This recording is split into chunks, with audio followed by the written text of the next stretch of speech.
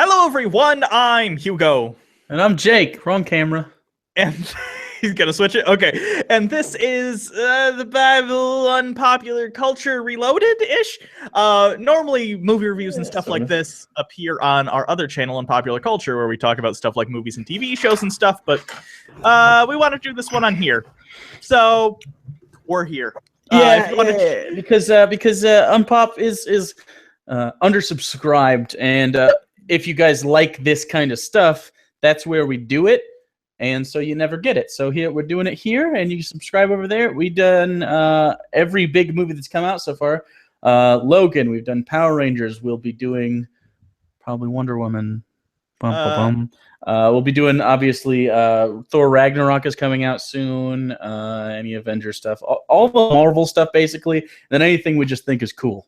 Anything adult man children with gross neck beards we want, basically. Hey, I have trimmed this.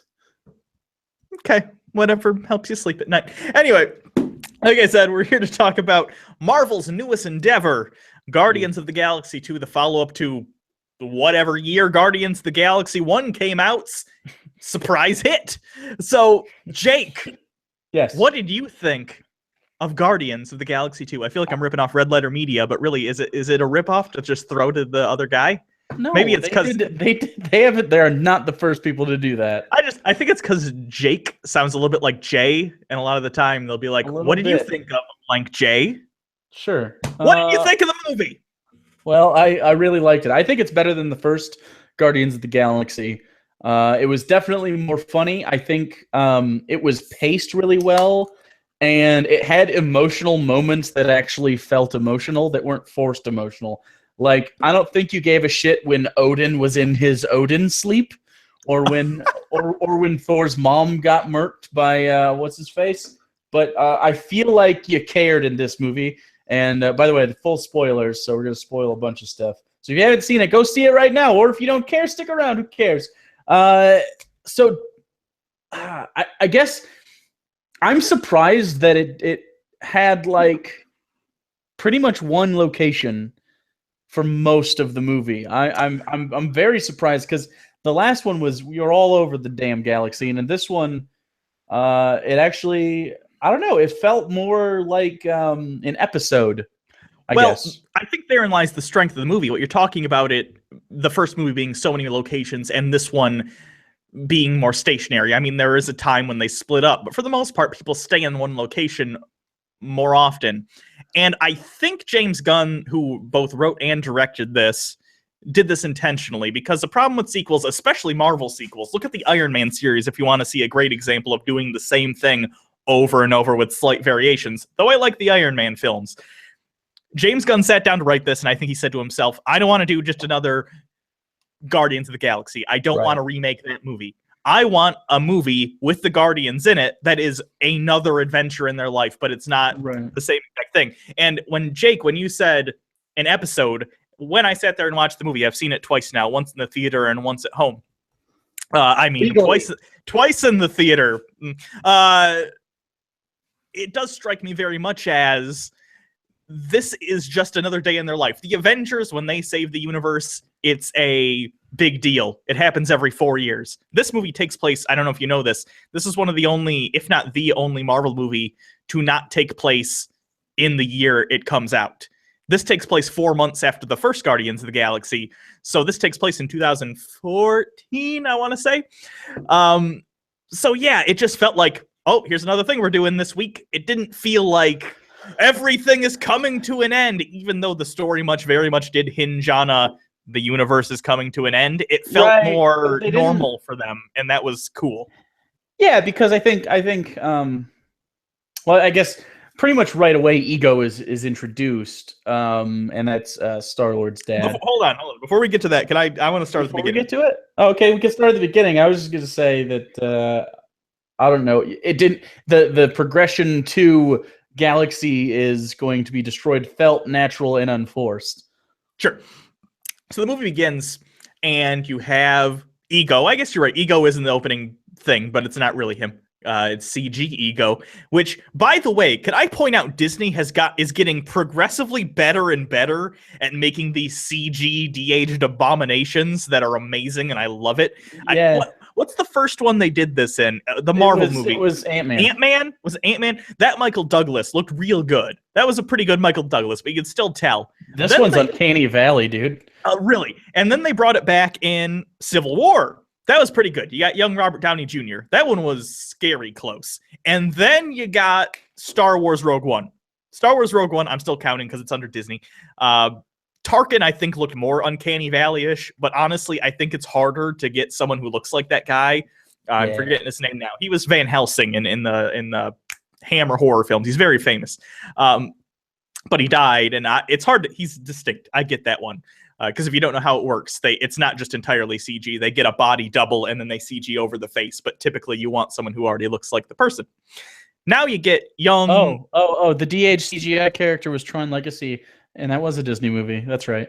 Oh yeah. Oh, and it was the same guy. No, wait, no. That was, I confuse Bridges, Jeff Bridges, bro. Yeah. I confuse Bridges and goddamn Snake Plissken. Hold on. IMDb to the rescue. It was Peter Cushing, by the way, the old guy. Yeah, Kurt Russell. I always confuse Kurt Russell and the other guy for some reason. I swear, if I ever meet Kurt Russell and be like, "You were great in The Big Lebowski," and he's gonna be like, "Nope, wrong guy." I also put Patrick Swayze in there with Kurt Russell sometimes. Well, thank God he got pancreatic cancer, and that solved a problem for you. Anyway, like I was saying, Kurt Russell looks amazing there. It looked like 2 weeks ago he just got done shooting The Thing, and it was like, oh, Marvel wants me to come shoot a thing for a movie they're going to do in 30 years. Looked amazing. Yeah. It did have a little bit of that. I know, but I'm not comparing. Also, he had shades, which I think the eyes are the hardest part to do. So that was a good smart. Yeah. Also, I guess they kind of. Brandy, you're a fine girl. So they set it off right away with the good music. The tunes are good in this. I think part of the charm of Guardians of the Galaxy, I mean, it's obviously the 80s stuff, but for me personally, it always takes me back to like the fun that Anchorman, the first Anchorman was, with the 80s, 70s stuff going on. Every time it gets me in the I don't know what part of me it tweaks, but it works every single time. The thing about the music in this movie versus Guardians 1 and how I think they executed it, I'm going to say off the bat, one of my criticisms, and there aren't a ton, it's a well put together movie. It's a very fun movie. Bottom line is, if you like the Marvel movies or you just like fun movies, see the movie. But criticism-wise, the music is up there for me, and let me explain why.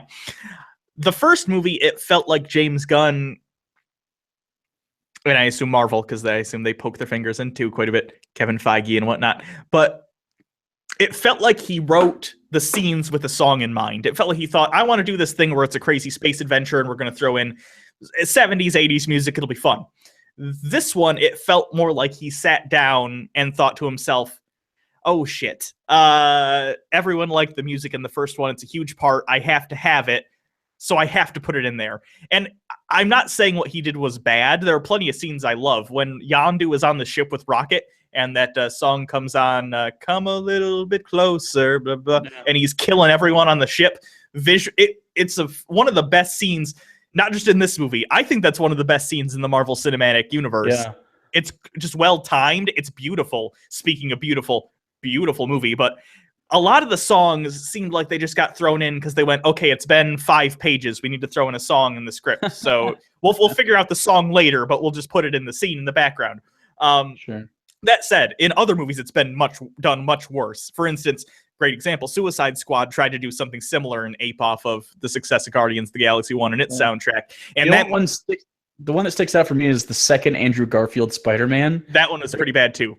But there's like a montage to like a Nickelback song or something, and it really bothered me. They did a pop song of the week. That was Sony though, and that was before Guardians. Yeah. But as far as compared to other movies, it's still good soundtrack choices for what they're going. Are you worried that Thor Ragnarok's going to have the same problem because of how they're marketing it they have like the 80s style text, and obviously the trailer was very 80s? I don't think so, because the director, I always he's from New Zealand. I always screw up his name. It's something Watiti.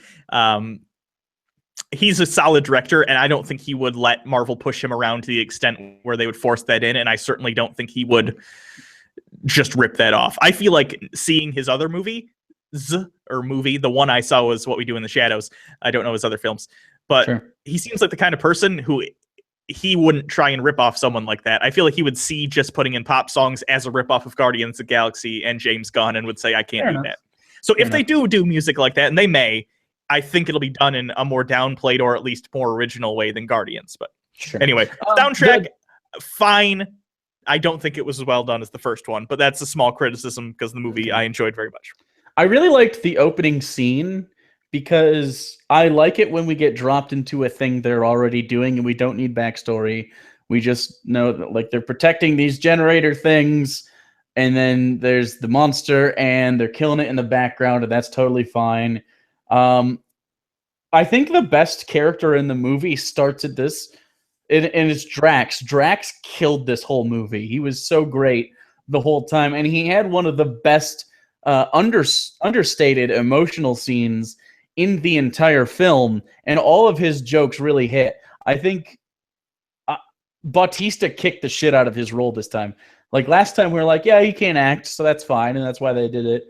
But they put him in situations and gave him stuff to do that makes sense for Drax to do, and also his personality came through more, and I really liked it. It was really fantastic. Like the fact that he thinks he killed the thing, that's a very Drax, and they just let him have it. You know what I mean? I am shocked how much they gave to Batista this time. And like you said, when we talked about the first one and how I think a lot of people talked about the first one was, oh, they casted Batista. Ha ha. They casted him as a guy who doesn't understand sarcasm. So he's kind of a deadpan. So he doesn't really have to act. That's why it worked. But in this one, he did get some scenes and still he's playing that character. But there has been development, and I do think Batista, I don't know if Marvel paid for some acting lessons or what, but I do think there's some good understated stuff. Now, that's not to say I think Batista's going to win a goddamn Oscar anytime soon, no. But for what he needed to do in this movie, for the character he needed to play, I think he did an excellent job, and he did kind of tap into something deeper than just the superficial caricature of, I don't understand sarcasm. It felt much more genuine. It felt like a real character, and that's great. Right. And I'm just going to skip forward to it because we're not going to mention it later. Fine. But Mantis, the person that they interact with very shortly, the Ego's assistant, can basically touch people and feel their feelings. He's sitting there talking about his daughter, and she touches him and just starts weeping, but he's stoic, and that lets you in on so much about that character. It was perfect. That was absolutely fantastic because he's just sitting there talking about how like it's a positive thing. He's talking about like just like what she liked and how she was and the beauty of, you know, and Mantis touches him and feels all the grief he feels but doesn't show. I thought that was really well done. Yeah, I liked Mantis. You think are they setting up a Mantis Drax thing, or am I don't know if they are, but I think it's cute that like they toy with it, whether or not they go through with it at all. Because I mean, they have that you're hideous thing, and then near the end, during one of the more emotional scenes, again, this movie has tons of really good emotional scenes that feel real. They have a very Rick and Morty style with that, where their comedy feels natural, so their emotions feel natural. He says that you're beautiful on the inside, basically. That I don't know. That was such a really good thing, and I don't know if that's going to happen, but that would be fun because neither of them really, get it, air quotes. But they're both. I don't know. I think it makes sense either way. I'm fine either way because it doesn't feel unnatural or shoehorned. It just feels, like those characters would gravitate towards each other over time, even though they're both kind of socially stunted, so to speak. Sure. I also really liked Rocket's evolution, by the way. Yeah. First, though, I got to talk about that opening, not the opening scene, but the scene that you're talking about initially with, the thrown in the middle of the adventure. The opening, I thought, in concept was excellent. The idea that there's a big battle going on behind Baby Groot, but the credits are going over him dancing. We're not focusing on the big epic battle that could probably be its own, big action scene. We're focusing on the silly thing dancing. I'm of two minds on this. Firstly, great concept. I like the idea of action in the background, but it's out of focus because that's, not the point of the scene. It's not the tone of the movie. It sets up the tone well. On the other hand, Baby Groot. Okay.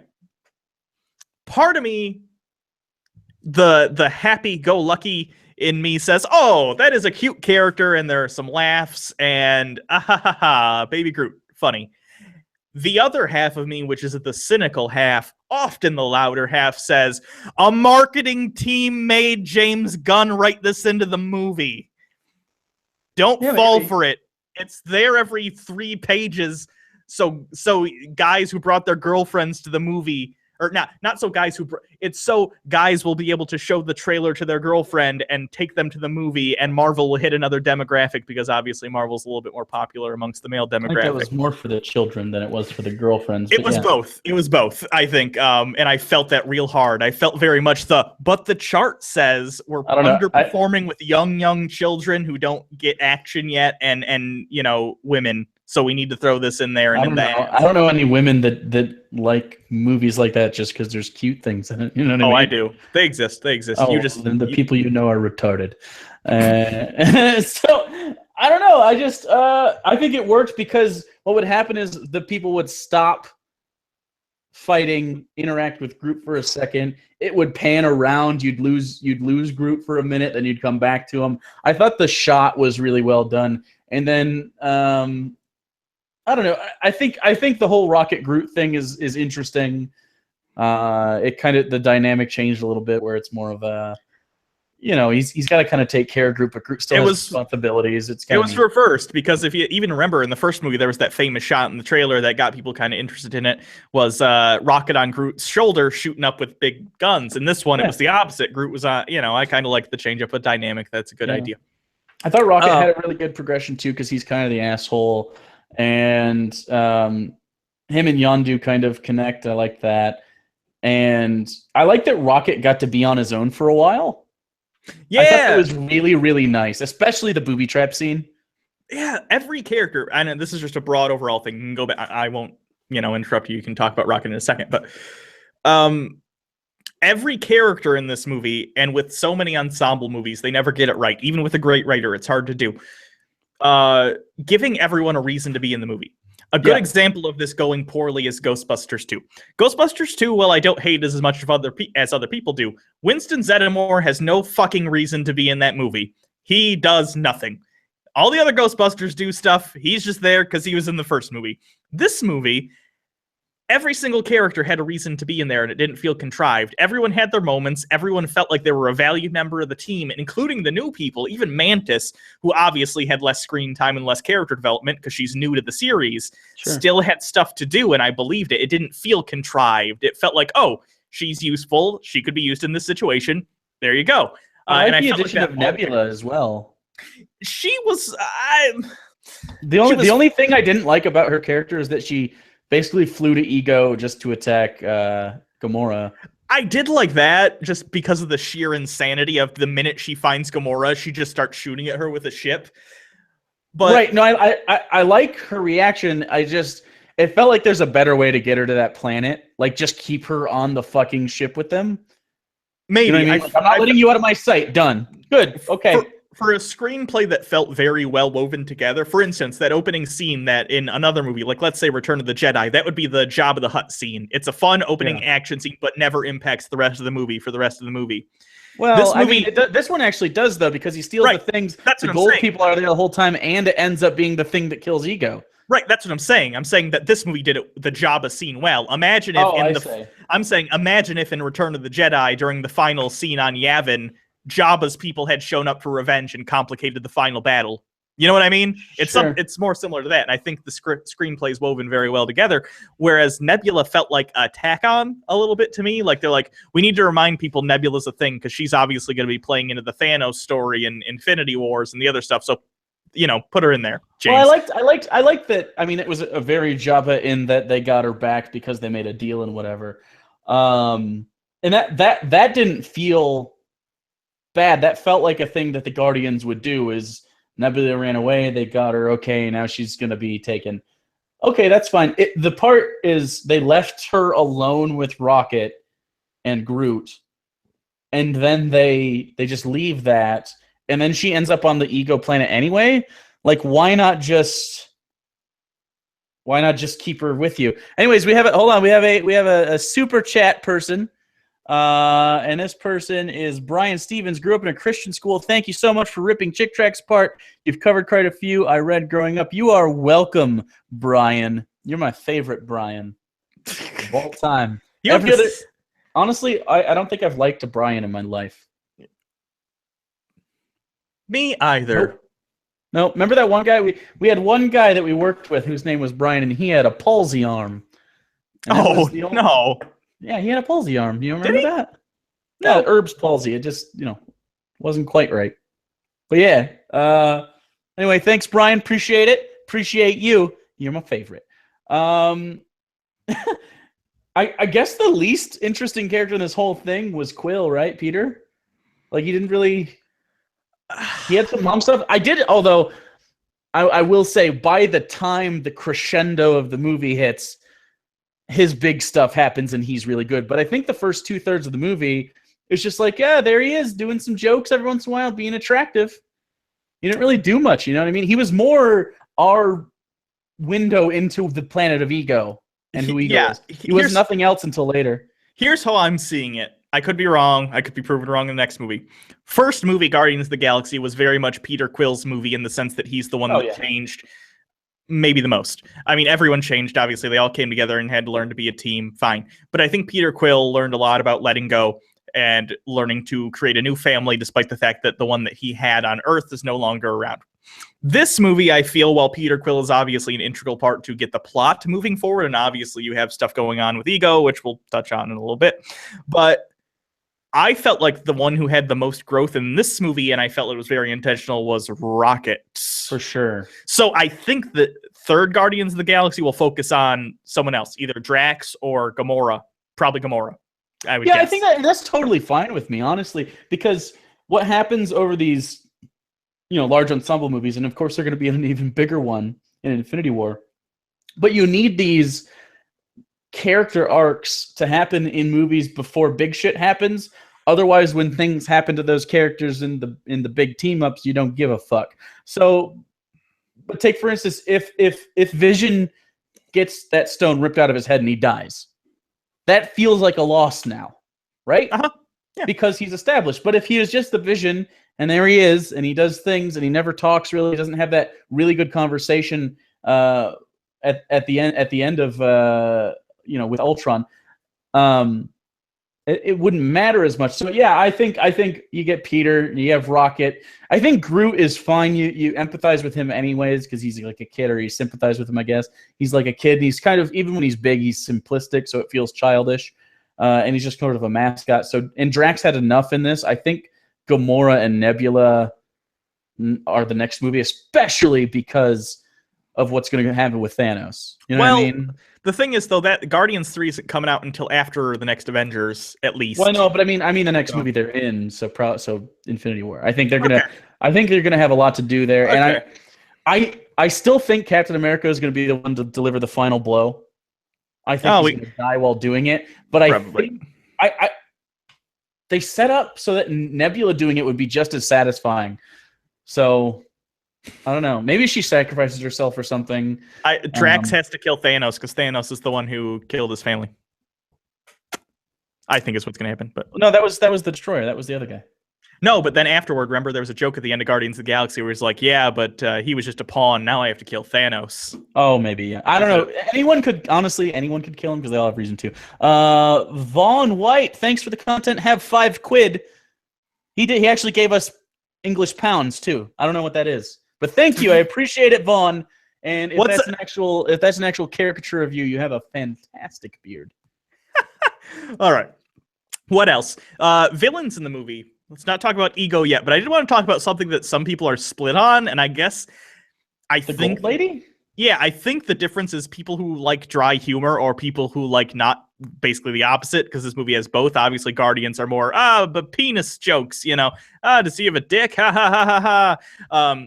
I like obviously. The reason I like that joke, though, that penis joke, is because how Ego delivers the retort is, I do have a penis. Yes, I agree. I'm not saying that joke isn't funny. Right. I'm just saying, as far as the gold people are concerned, if you don't appreciate the humor of very, very dry. The joke is just that they take themselves way too seriously. So anytime anything goes a little wrong, it's funny. Like when they're, they have that procession and it's very quiet and they can't get the rug to unroll anymore. That's funny. That's hilarious. Yeah. That's fun. That's funny. That's very English humor, right? That's funny. It's dry, but I don't know. That felt to me like a joke they would do in one of those, like Shaun of the Dead. I'm forgetting what type of movie that's called.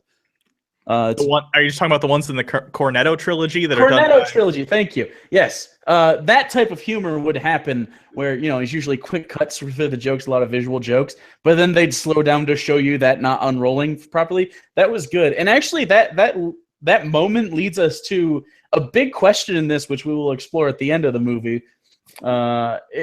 Is the Sylvester Stallone character?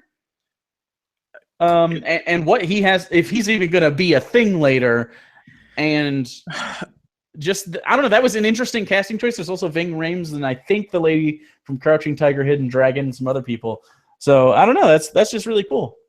I'm going to say a thing about Stallone, but first, their botched chicken MLP. The robot chicken. What? The robot chicken. I was can't read all together. No, thanks. They said best part is Ego talking about how he bangs a bunch of alien bitches. Yeah, that's good. So we'll get to it in a little bit.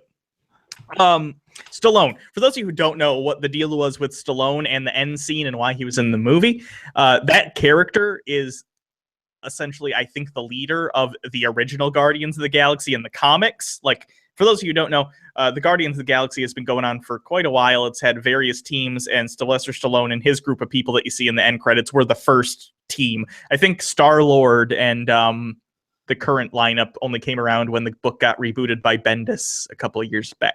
But I haven't read that. I'm not upset. I don't know. I didn't. I had one buddy in college that really loved the idea of Guardians hitting the big screen, and I was skeptical, obviously, until I saw the trailer. But he's like, "You're gonna love the shit out of that. What happens?" But he was familiar with the Rocket, Drax, Quill, etc. Team, so I don't know anything about it. Yeah, Yandu was a member of the original Guardians as well, which is why they know him, and at the end they're mourning him is because, right?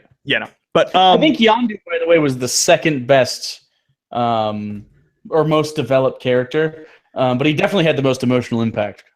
My only thing with Yandu was I felt like it was so much tell and not showing. In fairness, I don't know how you would show this stuff. I feel like it needed to be, some of the pressure of his character development needed to be let out into the first movie, if that makes sense. The amount of character development throughout both movies is correct for him, but it felt like it was all loaded into this movie because they did, obviously James Gunn, I don't think, knew exactly what he was going to do in movie 2 in the first one. Sure. So in the first one, sure, you can tell he has somewhat of a soft spot for Quill.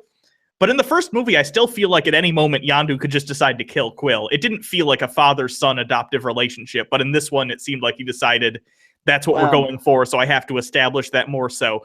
For instance, in the first one, he definitely did protect Quill. Oh, to an extent, but I think in the first one, what you needed was some of those scenes of young Peter and him and Yandu. Yeah, that probably would have helped. That would have evened it out a little bit, and I think it would have helped the movie out. This one a little bit. It felt a little cramped in places, but still overall good.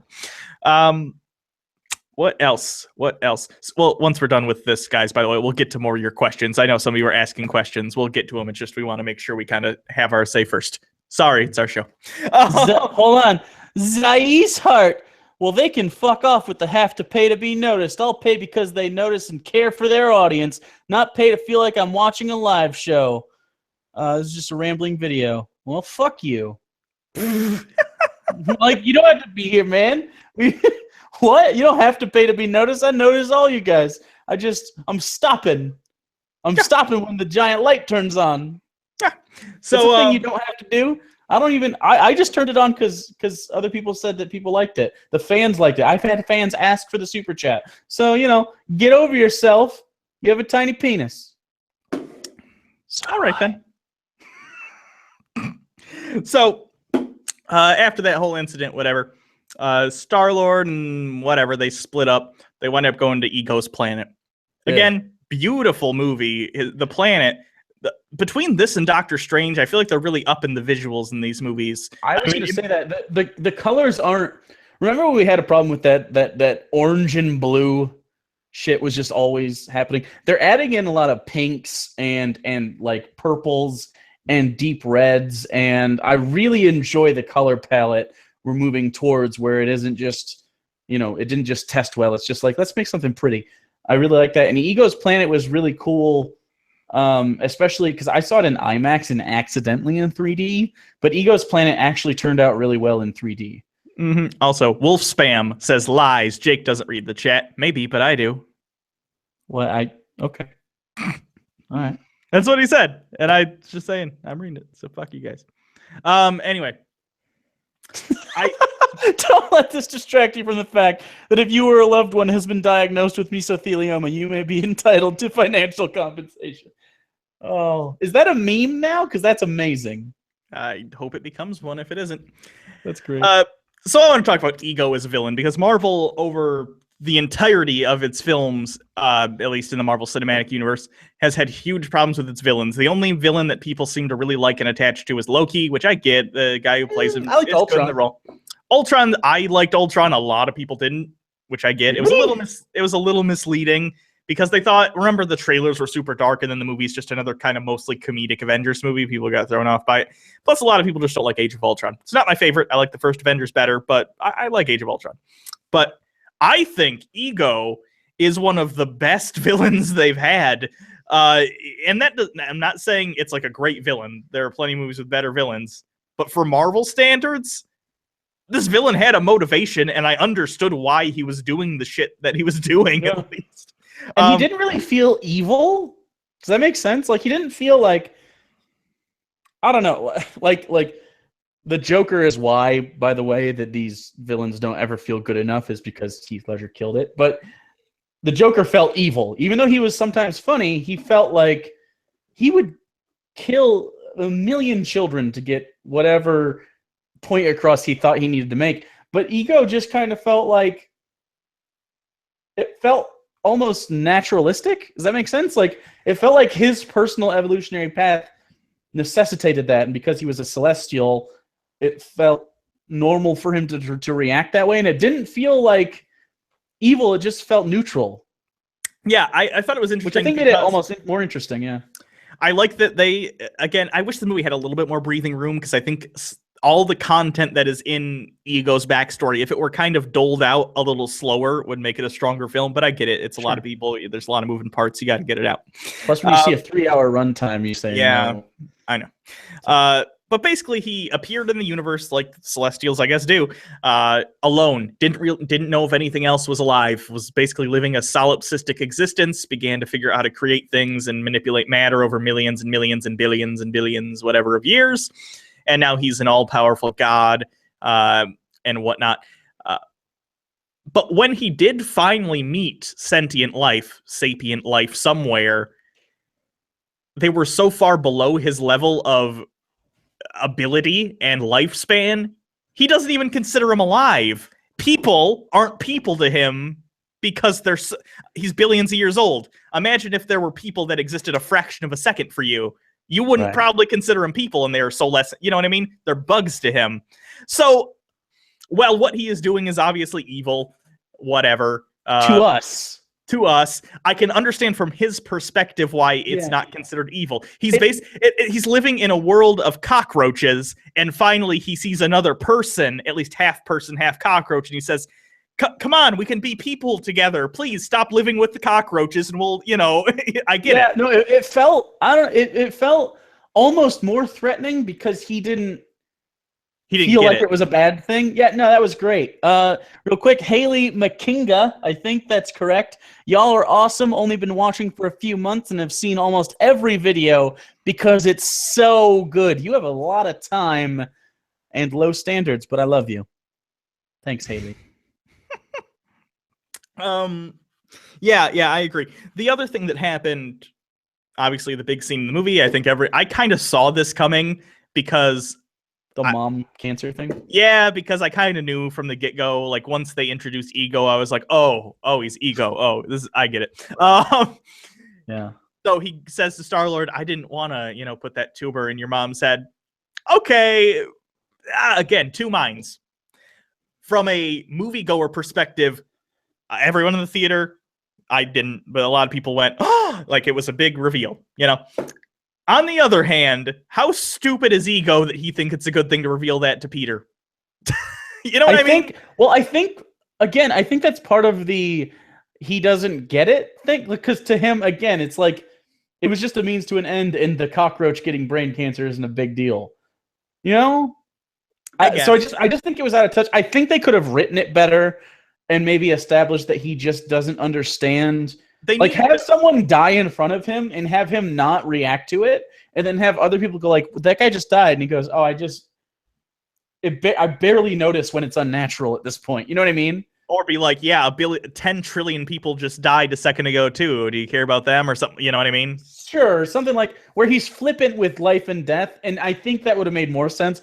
And maybe that's in a deleted scene because I guarantee this movie ran 3 hours before edit. They needed he needed characterization a little bit similar to Dr. Manhattan in Watchmen, where you can see how and why he became so detached from. This is a little different in that he's never been human, but something similar, where you kind of get more of a fleshed out how and why he is detached from other life. But sure. For a Marvel movie, very strong villain, I thought. Plus, Kurt Russell, great choice for the role. Great. So when we were talking about this before the movie came out, and I want to say it was just after the reveal of that Kurt Russell was going to play Ego, specifically Ego, not just Quill's dad, but the character Ego. You're like, well, he's a planet. How are they going to do that? Did you like how they pulled it off? Yeah, I actually thought that was great. I kind of assumed it would be something like that, like he's a projection of his, mental abilities or whatever. But the effects when he does get damaged, for instance, right after, I love this too. The second he says, "I put a tumor in your mom's head," Star-Lord in a typical movie, in a more hacky kind of typical screenplay, I feel like the main character would be like, "Why did you do that?" And you know what I mean? Have that or scene. No, or even worse, if it takes him a minute to snap out of it, but because then his reaction doesn't feel as impulsive and raw. But this one, he just picks his guns up and starts shooting. I thought that was a really good touch too. Yeah, and that effect is great when there's holes blown in him, but he slowly sort of reconstructs. Actually, very similar effect. If anyone has seen Zack Snyder's Watchmen, any version of it, they show Dr. Manhattan reassembling himself from whatever matter. Very similar energy, blue energy that starts coming together and making him. The other scene with that, though, is one of the best. You know what? No, it's one of the best CG effects I've ever seen in my entire life. It was at the end when his body's totally destroyed and he's making it from scratch, and it starts with like the nervous system and the bones and then the meat. And it's disgusting. He's coming together and talking to Peter, and it's all meat, and it's disgusting, and I love it. It's one of the best special effects I've ever seen in my life. Not just how it looks and how well it was done, but the fact that it was in that scene, in that place where it was. It was just a perfect alignment of art and writing and like visual effects. It was great. Oh God, I loved it. What else? What else happens? I guess the rest is mostly just, them all coming together. Gamora? No, Nebula? her sister, Nebula. I confused those two, the names. Nebula shows up. They learn secrets about Ego. I liked the visuals of, by the way, the little, I don't know what they are. They're kind of half painting, half sculptures that open up, and it shows him. Yeah, those were yeah, and the scene where he reveals he's been trolling around the universe, fucking alien women trying to get him pregnant. I thought that was a good villain scene too, because not only you see it so delegitimizes his mom. Right, that's what I loved about it. You could tell how much this must be pissing Peter off, and that was good. And he has, like, the fact that he made this thing of him, like, fucking lots of alien women was funny, too.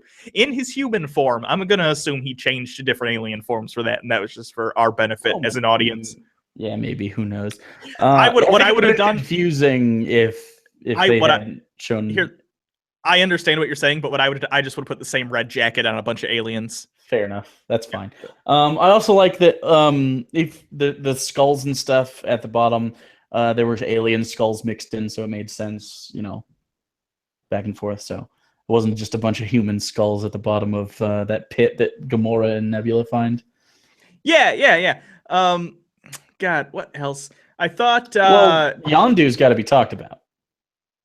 Okay, we can talk about Yandu. I already said I thought some of the stuff should have been pushed into the first movie, but go ahead. Whatever. Still, though, I mean, just the scene with him, Rocket, and Groot, like that whole sequence, I thought was amazing. I thought the whole thing felt good. I thought it was fun, and it was, I don't know, you get a lot of character stuff, and we did get a lot of time with Yandu, and I think Michael Rooker is really cool. I think he's an interesting guy in general. So when you get scenes with him, he kind of steals them. And so and they did the Family Guy thing where they run a bit so long it stops being funny and then gets funny again, with Groot running to find different shit. See, I thought that went on too long. I know what you're talking about, where you do something enough times, it gets annoying, but if you keep doing it excessively, I get it. I didn't get that, turn back point where it starts being funny again. I was just like, they probably could have cut like 2 of the objects out. You need an initial thing to set up the joke, then maybe get the dresser, then get the toe, because it's a clear escalation, and then that's fine. That's 3 things I think was enough for the joke to work. I think they threw in the eye one just as a reference to the first movie, because if you remember in the first movie, Rocket was trying to get that guy's eye, and now right. Groot, different eye though, but whatever. Yeah. But I don't know. I thought there were 1 or 2 too many things in that gag for it to be funny. I don't know. I didn't point this out. I really appreciated the trailer, at least the second one for Guardians 2, I felt was really spoilery and giving away a lot of the jokes. But when you actually watch the movie, for one, the trailer's misleading. It makes you think the gold people are the main villain, which they are not. So I appreciate that. And 2, the jokes that they do give you in the trailer, usually, from what I remember in the movie and the trailer, they'll show you a punchline in the trailer, but then in the movie, there's like a second punchline. For instance, in the trailer, there's the scene where Mantis is reading Peter Quill's mind, and, you're in love with her, and Drax laughs, and you think that's the punchline. But then in the movie, it goes on a little bit further, and then she touches Drax, and she's making fun of Peter as well. So a lot of things like that happen, where there's a joke that you think you already know from the trailer, but then it continues, and you're like, oh, okay, thanks for not totally ruining that. They didn't ruin the plot, which is just hard to do in a trailer nowadays, apparently. I feel like we know all the plot points of most movies that come out because of their trailers, and this one didn't do that. Sure. And Thor didn't do it either, it doesn't seem. No, so. Real quick. Z's Heart says, I get noticed by Daddy Jake, therefore I give you stripper money. Thought the movie was fun, summer movie, and despite my shit, you guys make me feel comfortable being an atheist. Thanks. Woo. Thanks. That's the guy with the small dick. Appreciate it. Yeah, remember? I yelled at him. Oh, okay, I didn't notice the name. Yeah, it's okay. We've made up. It's obvious that we're going to be best friends now. Okay, that's good. Let's see. What else happens in the movie? Oh, you want to talk about the Stan Lee cameo now, or you want to talk about it at the end? Yeah, fuck it. The cameo was fun. The Watchers are there? If you had told... Then the Marvel Cinematic Universe is now 9 years old. If you had told me 9 years ago I'd be seeing the Watchers in a movie, I'd be like, what? That's stupid. For those of you who didn't get the Stan Lee cameo, by the way, the cameo is... Stan Lee's sitting on a rock, there's big-headed people, and he's talking, and he says essentially, and then there was this one time I was a FedEx driver. The Watchers, if you don't read the comics or aren't aware of them in general, the Watchers are a species that watches the multiverse of the Marvel universe. And it's not kind just of how they movies. use it to reset sometimes. Well, he usually brings or at least Uatu, is that how you pronounce it? I forget. Utapu? I don't remember. Anyway, he brings people to save stuff sometimes, but they keep an eye on the universe and the important events they're in. Stan Lee is talking to the Watchers in this, and he is credited as Watcher Informant. He is not a Watcher himself, like the fan theory, but he is a Watcher Informant, which means that all his cameos are the same character, and he is watching these superheroes and reporting back to... The cameo confirmed like 3 fan theories, according to Cameron Meyer. At least one. What are the other ones? I know the Stan Lee being a Watcher, or in this case, Watcher Informant was one. I wasn't aware of any other ones. So Watcher Informant's actually really interesting, and it makes sense why he's in all of them. And that's a cute way of doing it, man. I'm glad that's fun.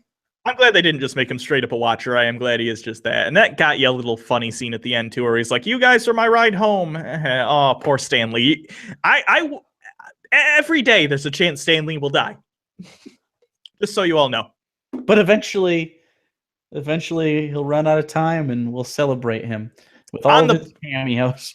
On the bright side, Disney's getting so good at that technology, they can probably CG Stan Lee into like every movie for the rest of time, like soon. That doesn't make sense. Stan Lee was Hugh Hefner and Iron Man. Maybe he's both. Nah, he was. No. Here's what I would say. Tony Stark called him Hef. But that doesn't mean he was Hugh Hefner. I don't know. And also, that's so weak, but I get it. That's fine. No, of course it's not. In reality, as far as I'm concerned, the Stan Lee cameos are not really canon. They're a wink to the audience. They're not like if later they established the Watchers and they looked totally different, I wouldn't care. I'd be like, okay, it was just a cameo. It's fine. What else? That was I like that Stan Lee. Okay, so I guess we can keep talking because the end they blow them up and they win. That's all it is. But there's more interesting stuff happening. The Sovereign Lady makes Adam Warlock. Yeah, at the end Adam Warlock gets set up. I don't know that much about Adam Warlock, just like I don't know about the Guardians. I don't know much at all about the Marvel cosmic universe. I know more about like the Avengers. And street level heroes. I know next to nothing about the cosmic universe. I don't really know about like the Blade, Moon Knight, supernatural side either. So I don't know. Gotcha. But I've heard people are real hyped for Adam. By the way, Adam has something to do with the Soul Gem, the Infinity Stone, which is I think the only one we haven't seen yet in the MCU. So he'd have to be in the next movie then. Possibly. Or he gets it after the fact, maybe. That's fine too, I suppose. Well, people are the next movie, because there's two movies. There's going to be Avengers 3, Infinity War, and Avengers 4, which is now unnamed. It was originally Infinity War Part 2, but now they're renaming it. The rumor is it's going to be Infinity Gauntlet.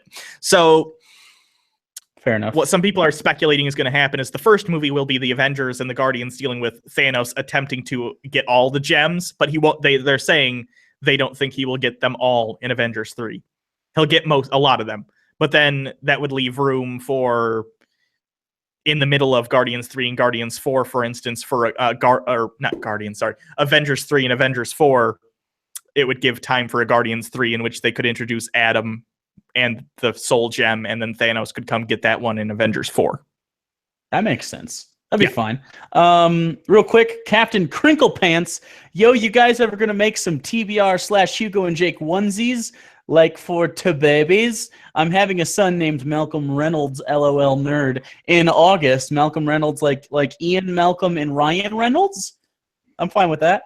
In August.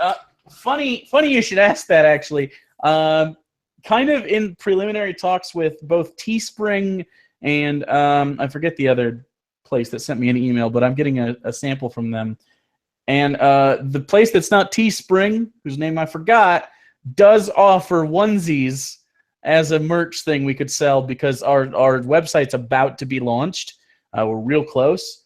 We're in the final days, and that was actually part of the thing that I thought was really cool was we could sell onesies with our likeness on it.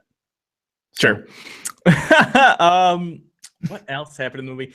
The final act was great. I think the first Guardian suffered from the conclusion not being that interesting, at least the main part where they're trying to keep the giant ship from landing. Once it gets down and Quill does the dance contest, it's fun. Sure. But I thought this one, the whole finale was just excellent with all the visuals and the gold people. I'm sure they have a name come in and the Sovereign shoot up the place. Sovereign.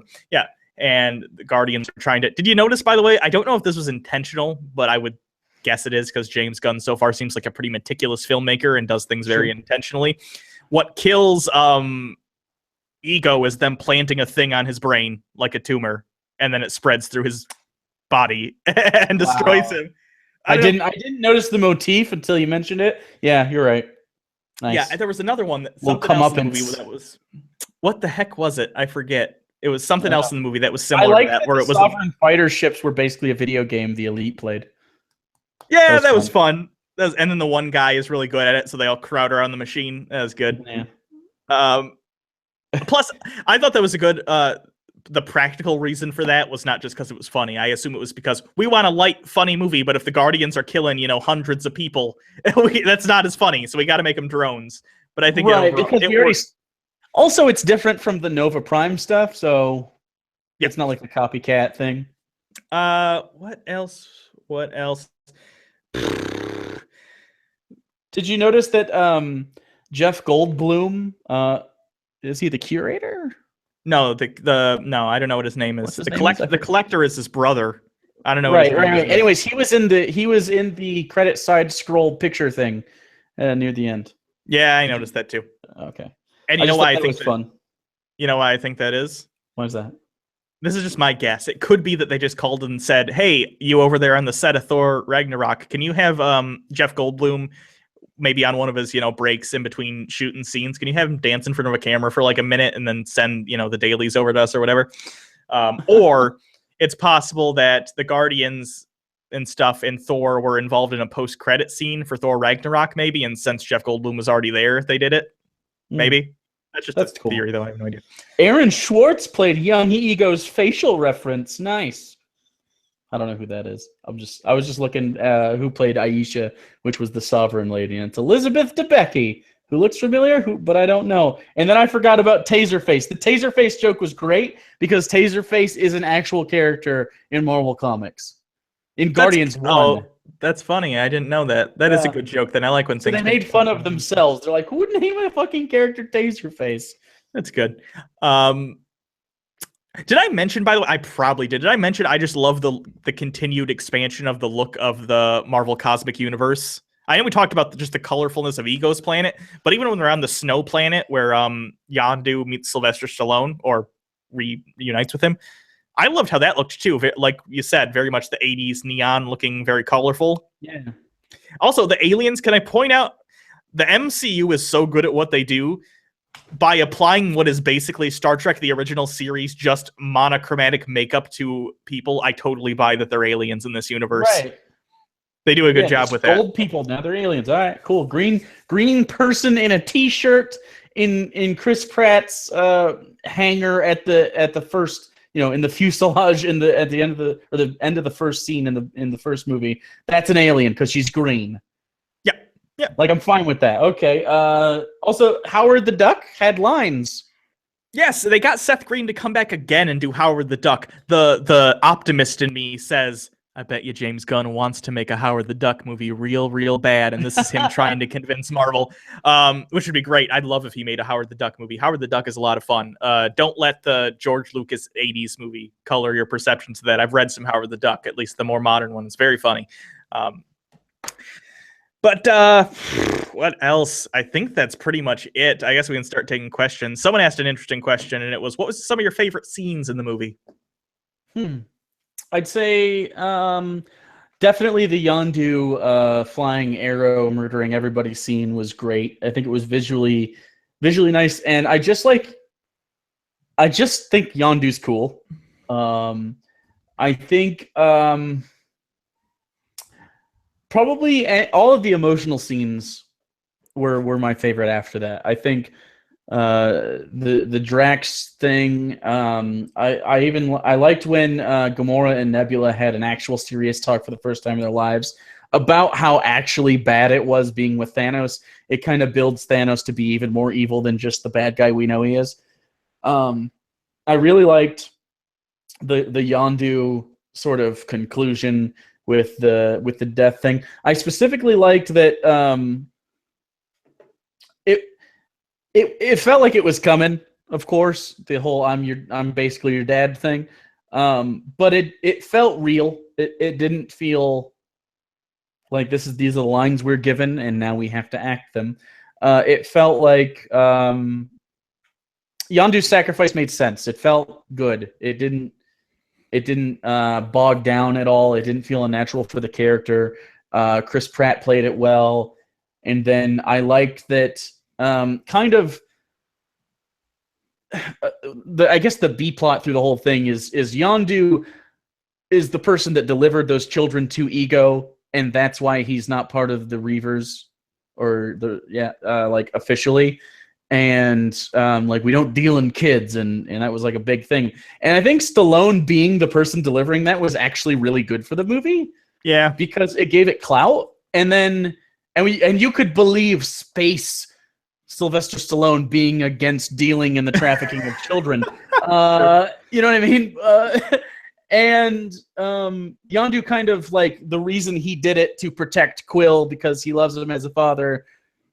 It made sense and it felt good and it made the scene impactful. And then, of course, the firework thing went on for a long time, but I still like that.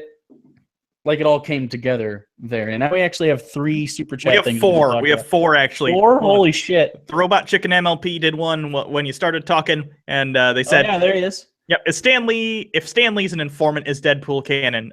Interesting. No. It's not because of Fox, but... I would argue, if you want it to be, it can be, because you could just argue with the Watchers, let him travel through different dimensions. It's canon in the sense that it's in a different universe than the Marvel movies, if that makes sense. You can argue it's Marvel Universe number whatever, just like the main Marvel one is 616 and Ultimate was 16 something. The Marvel Cinematic one, I think it's like 1699. I forget what it was, but basically different universes. But if you want it to be the same character, sure, they just have to travel dimensions. Chesh Cartesian, which if that's your real name, I feel like you just slay pipe. Here, have some cash just to spite the cum dumpster for Christ trying to troll the comments. Is there actually a Christ child down there trying to troll comments? That's fine. I have no idea. Alexander Campbell. Malcolm Reynolds is the captain of the Firefly class cargo ship Serenity from the show Firefly and the movie Serenity. It's become kind of a cult classic. Oh, yeah. Mm-hmm. I was... Jeff Goldblum is in this, and Ryan Reynolds plays Deadpool in the Marvel. So I was okay. Wow, that guy paid $10 to correct you. We should get things wrong more. Also, thanks for being awesome. Yeah. No, I've seen Serenity. I have not watched all of Firefly. It's a little dated at this point, so you kind of had to watch it when it was out to really appreciate it. But Nathan Fillion's fucking. I love Nathan Fillion. And then I skipped over it. Alec Detmering.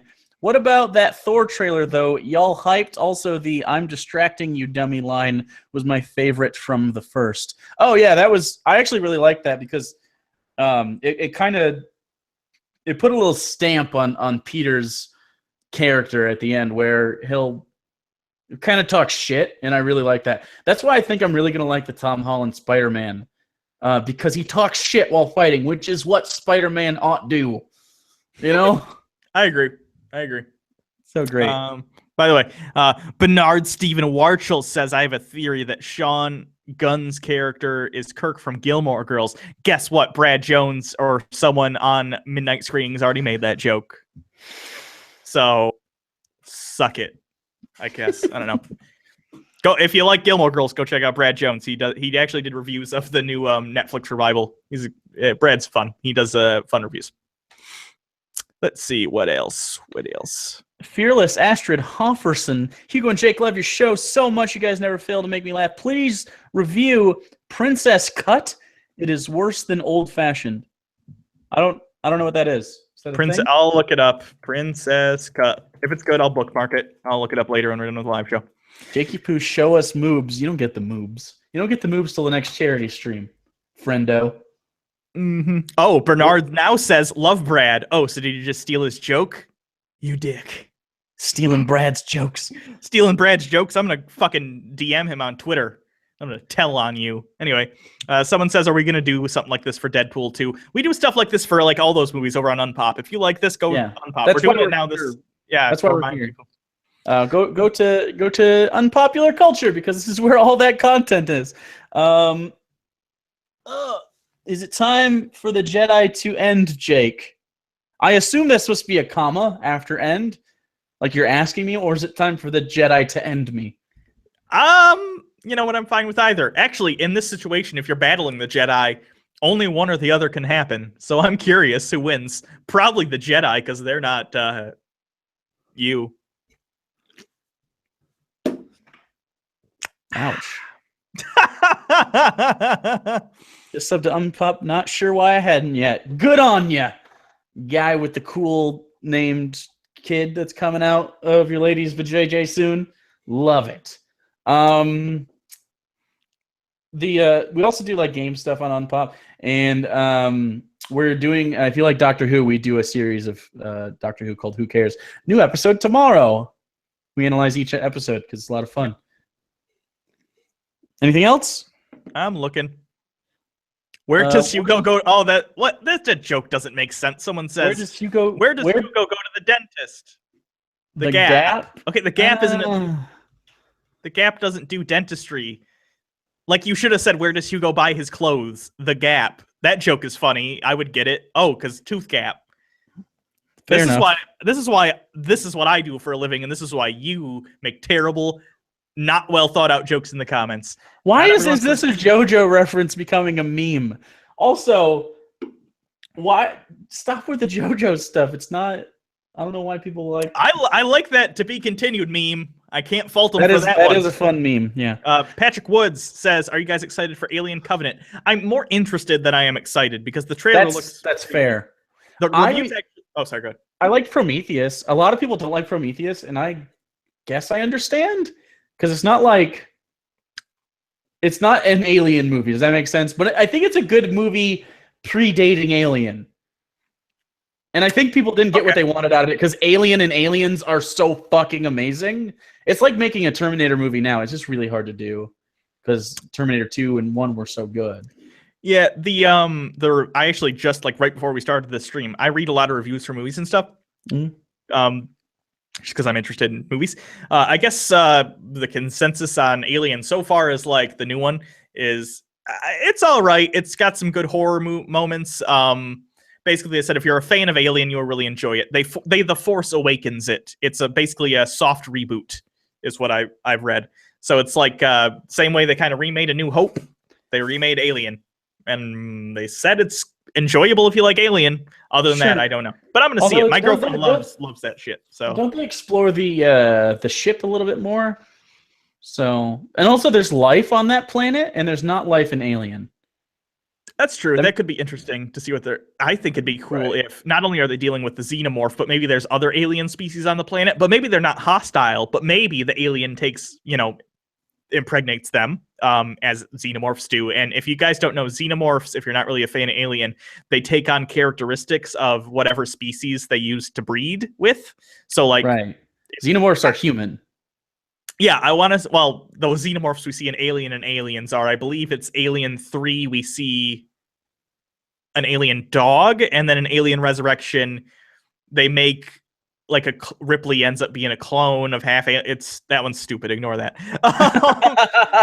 Doesn't that one also have the neurotic mom from Stranger Things? Yeah, Winona Ryder, yeah. She's bad in it. She's bad in it. Don't watch Alien 4. Joss Whedon wrote Alien 4. Did you know that? Isn't that crazy how bad that movie was? And Joss Whedon wrote it? Sorry, Joss. Not your strongest. It's okay. He made Avengers after, which was pretty good. So, and obviously all the shows he worked on. But How many chick track left? Lots of them, hundreds. We're fine. I want to kill myself. Don't do it. Wouldn't it be great if you did just stop someone? They're like, oh, okay. It's not a TV channel. It's more of where one buys clothes. Oh, I see. Gap joke. Alien Dog. Do you guys have any hope in the new Star Trek series Discovery being any good? I have a little bit of hope that it's good, but not a lot because they're doing it they're trying to put it on that CBS app. Well, here's the thing. It was supposed to come out in the next 2 months initially or something like that. And then it keeps getting pushed back. And they've casted people and now some people have pulled out and they've cast new people. I would give this until the end of this year before I will officially consider it in development hell. And I have no expectation of it being released. Half-Life 3? Oh, not that bad, but there are projects that get shelved because they're too much trouble than they're worth, and I think this is going to be one of those. I don't think CBS is a good place to own the rights to Star Trek television anymore. I think they're too outdated. They're stuck. They're a network, and network TV is shit now. It just for the most part it is, and that's just a product of how the money is made there. It's made strictly on advertisements for the most part, so you got to appeal to the broadest audience, and Star Trek does not appeal to a broad audience as they are today. And that's fine. It just needs to be on something that's directly paid for, like a Netflix. And he can say to me, oh, but CBS is trying to do that with CBS All Access. Yeah, but no one wants CBS All Access. It needs to be on a streaming. CBS doesn't have enough shit that I want. No. They might have licensing to a lot of stuff that they want to put on there, though, to be fair. I think it's only CBS stuff. So, no. Well, anyways, watch you a Joshington. Nice. You know what I like about the movie is the fact that at the end of the movie, Peter can finally understand what Teen Groot is saying. I actively said that to my girlfriend on the way home from the theater. I liked that at a certain point, Peter just, like, they all learned the Groot-isms. And I really liked the, I'm Groot. That was fucking funny. I really liked that. I think Teenage Groot's funnier and a better character than Baby Groot. If we get Teenage Groot in Avengers, that's fine. Though they won't. They'll up him to normal Groot by that point, I think, because they're going to want to do a Groot Hulk fight or something stupid. Even though the Hulk.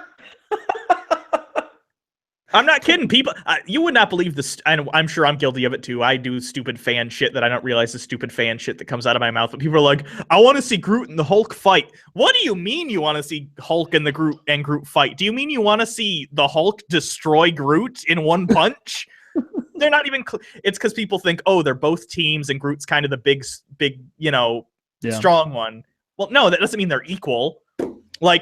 If I'm the only, if it's a zombie apocalypse and I'm the only one in our group with a weapon and it's a spear, that doesn't mean I'm the one who has to go fight the guy in the other group with a machine gun. You know what I mean? Like, we probably just shouldn't fight then. We should probably just, be friends with them. I don't know. I thought Yandu was talking about his penis the first time he said that line about controlling his arrow. All right, Lori. I think you're just trying to think about Michael Rooker dick, which is fine. Also, Whiplash Gaze said, I'd kill a Groot for Dr. Quinn Medicine Woman on Hulu. Yeah, man, I love you. They did fight in the comic. Who cares? Oh, I'm sure that everyone's fought in the comics. That doesn't... If you want to start saying, standards of who should fight who and you're going to base it on the comics, Spider-Man fought Superman once. Yeah. Oh, no, that's not going to work. I always think about Michael Rookers. ... I got a serious off-topic question. My parents might kick me out if they find out I'm an atheist. Should I wait till I move out or never tell them? Well, definitely wait till you move out and then tell them however much you want.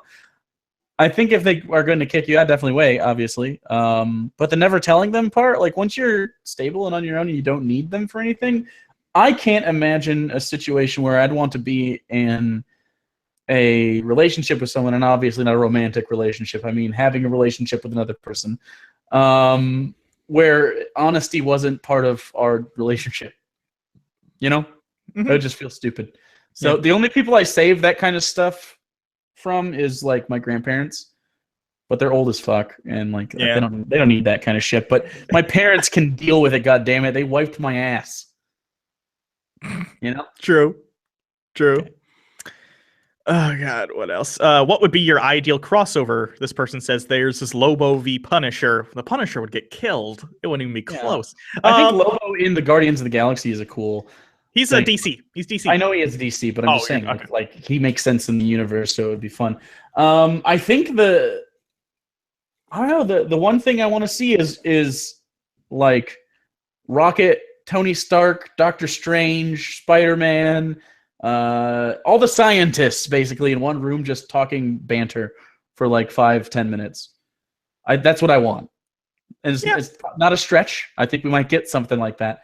But I think someone up in the comments mentioned, imagine Rocket talking shit about Stark's tech. I think that would be fun because he's like a little rodent. That happened in the comics, actually. For a while, Stark joined the Guardians of the Galaxy, went off into space with them. And there's a scene that's pretty well known for an example of that, where they're sitting at a bar. I think it's in Nowhere, that celestial skull they live in sometimes. Right. And Stark's like, I got to get in contact with the Avengers for some reason. Or he's like, what if I want to talk to whoever on Earth? And Rocket goes, here. And he pushes a couple buttons and he hands him what looks kind of like a phone. And Tony's like, what is that? And he goes... you can talk to people on Earth with it. And Stark goes like a cell phone, and Rocket goes like, I don't know what a phone is, but that'll get you to talk to people on Earth. You don't have these, and Stark can't understand how does this thing communicate in real time with people on Earth, because it's just based on principles and technology that are completely alien to him.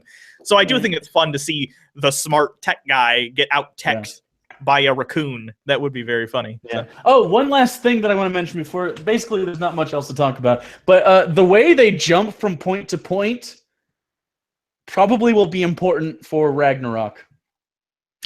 I think that's how Hulk gets to the thing. I agree. By the way, did you notice when they're jumping around, there are some references to other stuff? For instance, one of the jumps they go through was the planet from, I think it was Thor 2, where Loki, air quote, dies. He fakes his death. I don't think that's Wasn't there a Dormammu looking place too? I saw something that definitely looked like either something along the lines of Ant-Man's micro universe or Doctor Strange's weird universes. But I think that's just, I don't think it's anything we've seen before. I think it's just, hey, look at another weird dimension or something. Yeah. So I think that was really interesting. And actually, people in the theater started laughing when their faces changed. And I don't know why that was funny. Was it funny? Am I crazy? I didn't think it was that. I kind of no. I thought it was fun. I didn't think it was funny. I agree, but I think that's just because like going through hyperspace making things weird is a joke that's been done a long time. I mean, fuck, Spaceballs has that joke and it's funnier in Spaceballs. Fair enough. But I don't know. Okay, so I guess last call for questions. What do you think? 5 minutes? Yeah, we'll call it 5 minutes. You guys have to ask questions. We'll answer as many as we can get to, and then we're going to wrap this up for the day. But we'll be back if we both... Are you going to see Alien? Maybe we'll do one for Alien. I don't know if I'm going to go to the theater for it, but if you could procure me a little pass to the theater for free. Okay, we'll see. Hugo and Jake, do you guys play Mass Effect? I do play... I haven't played Mass Effect Andromeda in a while because I just recently got Fallout 4. So I've been playing that a lot. I got it again, I should say. I had it for PC, and now I'm playing it on PlayStation. Yeah, I've been playing Mass Effect. I loved the first 3 games. 3 had a shitty ending. I agree with that. 2 is the best one. Andromeda is okay. It's not as good as the other ones, but maybe with more patches, it'll get better. But yeah, it's lacking the writing and stuff that the other ones did. Will you guys ever do live stuff in person? I think I know what you mean. We have done stuff in person before. We did an event in Texas like 2 years ago, and we killed it. Matt Dillahunty was there, and we sold a lot of tickets, and I'm surprised how many people were there for just us. It was a really, really, really good time. We got to meet fans. We went to the bar with them after. It was really fantastic.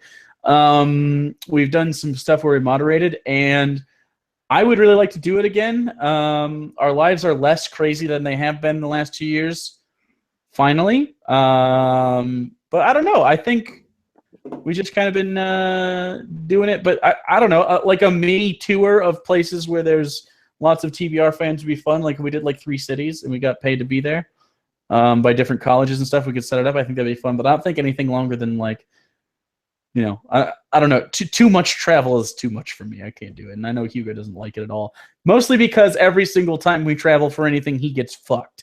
Yeah. Airlines hate me. And I haven't been on an airline in a while. So if I go on an airplane, I'm 90% sure I'm going to get beaten up by the police like that Asian doctor. That's funny because you probably would be. That's cool, but go careful now. You're doing TQR. I don't know what that means. We're not careful. Someone says Fallout 4 could have been so much better than it is.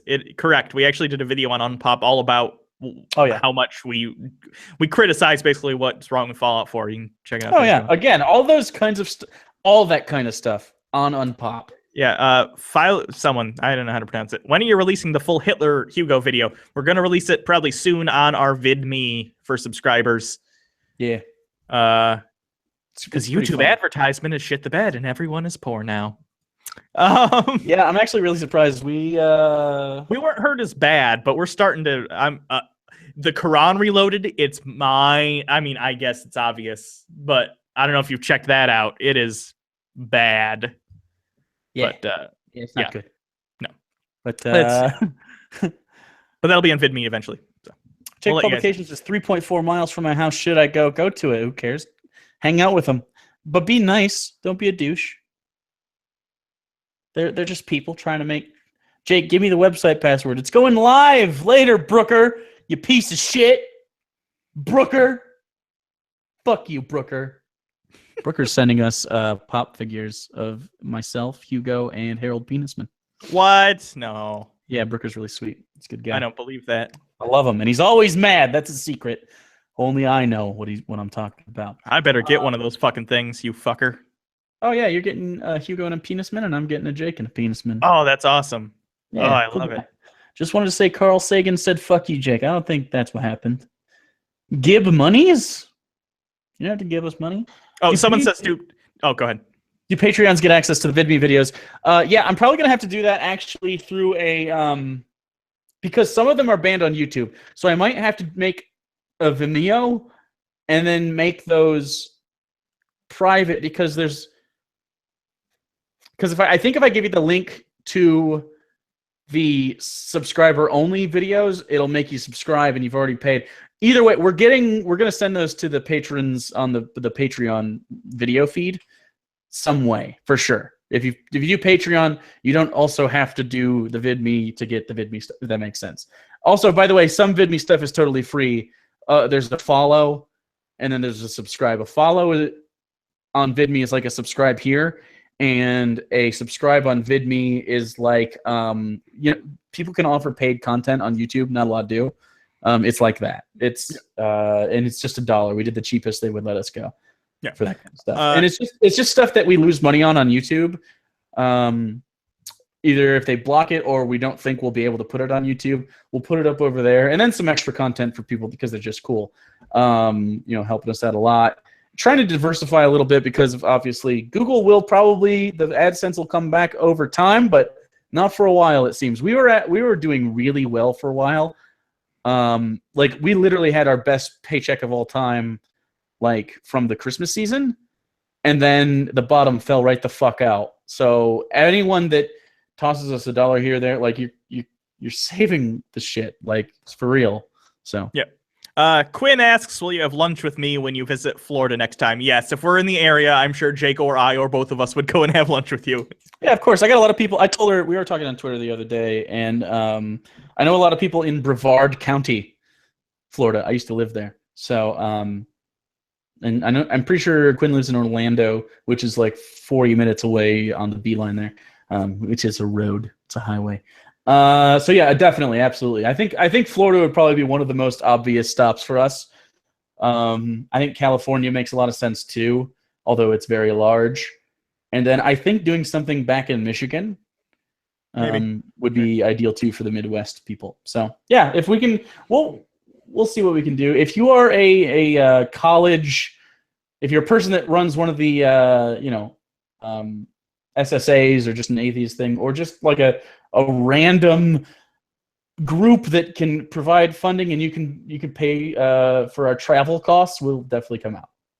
Sure. If we can make it, obviously not. Just I'm coming on Thanksgiving. Not happy. Limelight Gaming says, come to Idaho. Jake's already in Idaho. That's where he lives. I live here. What? I live here in Idaho. Pay attention, man. My buddy Mikey does the Atheist Comedy Show in Boise every year. Come on. I might do stand-up. I don't know. I have to make a routine and refine it and see what happens. You know what? I've been thinking about it because I am planning on moving out there eventually. I've been I writing live stuff in down for Titusville, bits because I'd like to try it out. I'd like to try my hand. You've been wanting to since before we did this, though. Like, well, now you know what? Now I feel like I have the confidence where if I got up on stage, and you would have failed early. Even if I bombed, I'd be like, all right, I'll try it again. See what didn't work. I live in Titusville, Nibba. Titusville, I believe I have gotten Crystal Burger in Titusville. I could be wrong. I could be mistaking that with the other one that's right next to it. But anyway, isn't Titusville where Daniel Tosh grew up? Yes. Why do I know that off the top of my head that quick? That's disappointing. Titusville, Florida for life. Come on, dude. You don't want to live in Titusville forever. It's a shithole. Geez. What else? What do we think about North Korea? They're great. Thanks for asking. Dude, like, if I could live in North Korea and be subjugated like that, it'd be ideal. Someone asked us at the beginning of this too. I didn't read it because it was like early on when we weren't taking questions. But they're like, "What did you think of the French election today?" Thrilled. Yeah. Not being sarcastic. Man. Fuck Le Pen. I don't care. Come to Australia because I said so. If you can get the funding for me to go to Australia, I will come to Australia. You can see Adam. Does Adam still live down there? Yeah, Adam, my buddy Adam Reeks, good guy. Yeah, I'd do an Australia tour, honestly. But yeah, if honestly, I'm serious. If you are a person that does like a college, usually it's the colleges that have these funding groups, especially because colleges typically help with that kind of thing. You do fundraising. Anytime we've been anywhere, it's been fundraised and we've been, paid to be there. Because I don't know, I can't afford to just fly to Australia. But if you can make it happen, consider it done. Wouldn't hate to be paid to be on stage either, but I'll take what I can get. Who would you cast as Cable? That's already not a got cast. Yes, yeah. Who was Who it? is I that? forgot already. Fuck if I know. I'll look. I don't know. It made sense though. It was. Oh God, hold on. Josh Brolin. Opinions of transhumanism? Be a robot if you want to. I don't give a fuck. I'll be a robot. I don't think that's the next step in human evolution. I think it will be like transhumanism implies sort of like human soul, air quotes, inside robot brain. I don't think that's going to happen anytime soon.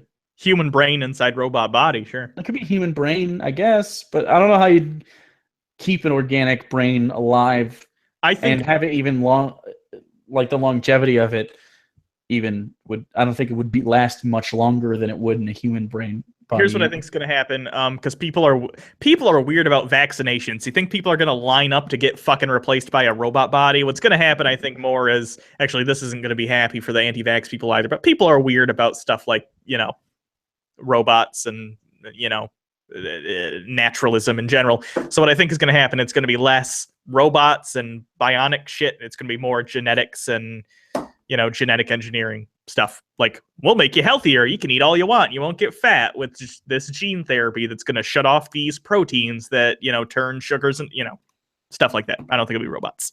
Sure. I guess one last shout out, I guess, because there's not really any more things going on that we need to really mention. Person commented earlier, name is Sloan. Been helping a lot with the launch of the website. Thank you very much. You've been fantastic. Specifically, the Patreon manager and the guy that was doing most of the coding before you started to help wanted me to thank you on behalf of him. I'm sure he's thanked you anyways. Definitely done a lot of great work, and you are the unsung hero right now. But we'll make sure that you are not forever in the shadows. Sure. Because it just kind of happened on accident that you ended up helping because you kind of offered, and that was really cool of you, and I appreciate you, and I love your face. Also, Bill Nye sex episode. Talk about the sex episode. I have not watched. I haven't watched Bill Nye Saves the World because of the bad reviews. I'm not going to have my image of Bill Nye tarnished because of that shit. Not going to do it. I like it. I like the show. The only thing I have wrong with that specific episode is the song is awful. But like the rest of it, I think you're just reading too far into it. I think you're just looking for shit. If you're offended by that, you're looking to be offended. I'm not offended. I know you're not. No, I know you're not. I'm saying, person, if you're offended, get over it. It's okay. Like, it's fine. It's just a thing. He's trying to both bridge the gap between when we were kids, when he was still just cringy. Like, go watch old Bill Nye. It's cringe, and that's part of the fun. It's 90s camp. Yeah, well. The Bill Nye, I think the Bill Nye stuff from the 90s was better because of the writers. The format of the new one, I don't like the audience because they like react to the most benign. It's the same reason Big Bang Theory annoys me. Just like every joke, they act I don't like like studio audiences usually either. Yeah, that's bad. But I don't really plan on watching it. I like the correspondence and I like the discussions. I don't know. I think you stamped anti-feminist on your chest and you went a little hard. I think you fucking cool your jets. It's okay. It's just a TV show. It's not going to matter. It's all right. You can enjoy it or not enjoy it. It just doesn't matter. So get over it. Anyways. So I just think, hold on. Someone in the live stream keeps trying to spam us, and I blocked them, and then someone else started doing it, and I blocked them too. If it's the same guy, you did it. I was like, I didn't do that. Why'd that happen? No, that guy's a fucking. If that's the same person, please keep coming back. I'll whack-a-mole the shit out of you. This is great. Oh wow, yeah. There it is. Whack-a-mole. Anyways, Brooker said something. What'd he say? Oh. No. Fuck you, Brooker. Anyways, that's it. Wait, somebody asked, are traps gay? Fuck, we don't need to answer that again. It's the question you always have to answer. Are traps gay? Oh, do we? What about traps? Is their or dick is not gay? Is their dick? This is no. Is their dick bigger than yours?